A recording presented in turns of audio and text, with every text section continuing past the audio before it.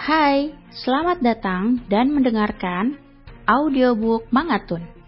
Terpaksa menikahi Duda Kaya dengan autor Nuryanti Sudarma dan pengisi suara Amelia Adriati.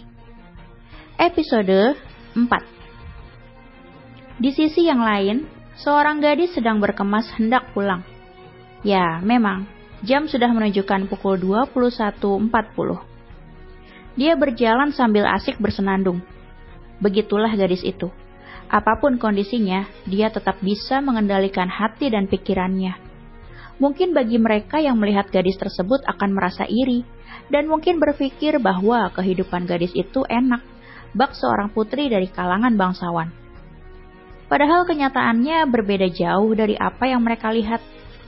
Saat sedang asik berjalan dan bersenandung, tiba-tiba langkah kakinya terhenti, dan matanya terbelalak, hampir melompat dari tempatnya. Astagfirullah, itu kan mereka. Lela sambil menepuk jidat. Lela melangkahkan kaki, menghampiri mereka yang sudah menunggunya.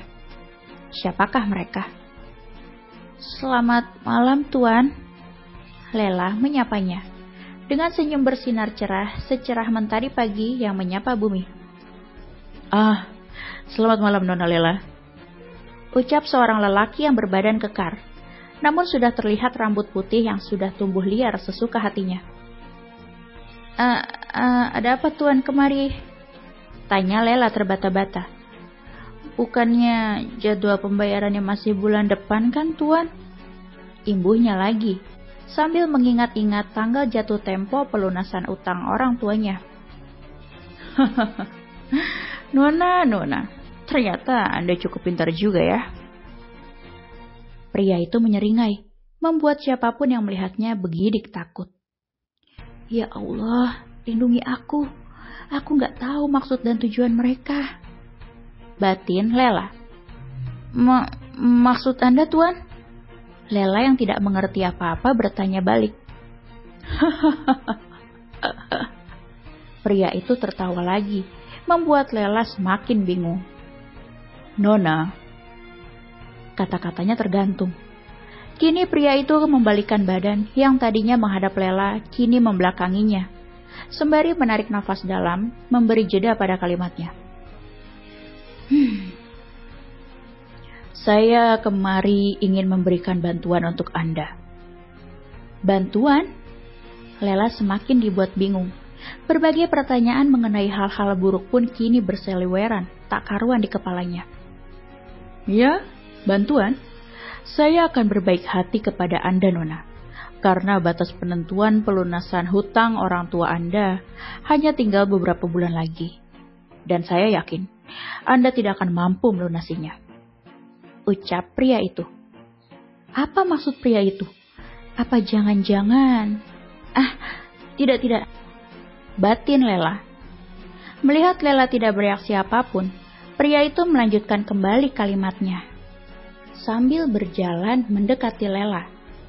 Tangannya mulai menyentuh rambut dan menciumnya. Lela berusaha menjauhkan badannya dari pria itu. Saya akan anggap hutang keluarga Anda lunas, Nona. Tapi dengan syarat, Anda mau menjadi istri muda saya. Bagaikan disambar petir, Lela diam mematung. Seketika jantungnya terasa berhenti berdenyut. Lidahnya keluh tak mampu berucap. Keringat dingin mulai menyentuh kulitnya yang lembut nan harum. Tidak, istri muda. Mana mungkin aku jadi istri muda si tua bangka ini? Tapi aku harus bagaimana lagi? Batinnya terus saja berdebat dengan akal sehatnya.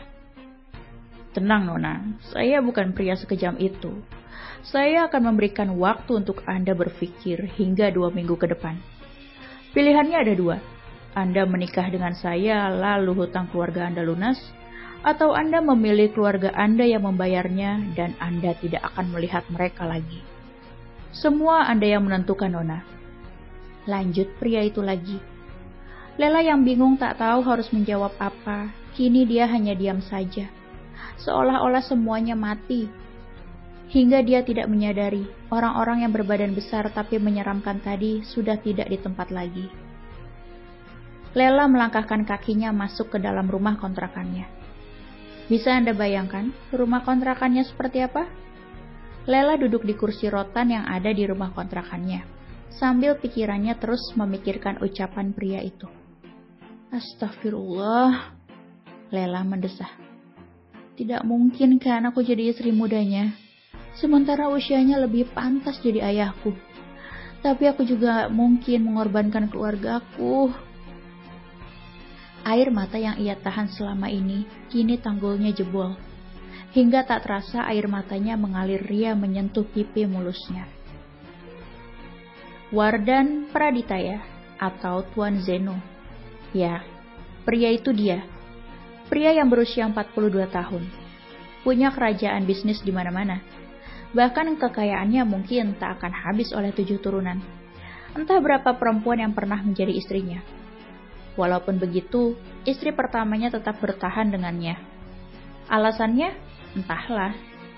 Wardan memberikan pinjaman kepada siapapun yang memiliki anak gadis, tanpa melihat nominal yang mereka pinjam. Yang jelas, jika tak mampu melunasi hutang, maka anak gadis itulah sebagai jaminan pelunasannya. Sampai kapan? Entahlah. Apakah itu akan terjadi pada Lela? Hai para pendengar setia audiobook Mangatun, episode ini telah selesai. Bagaimana ya nasib Lela selanjutnya? Jangan lupa dengarkan audiobook Mangatun ini, Terpaksa Menikahi Duda Kaya, di episode selanjutnya. Terima kasih telah mendengarkan.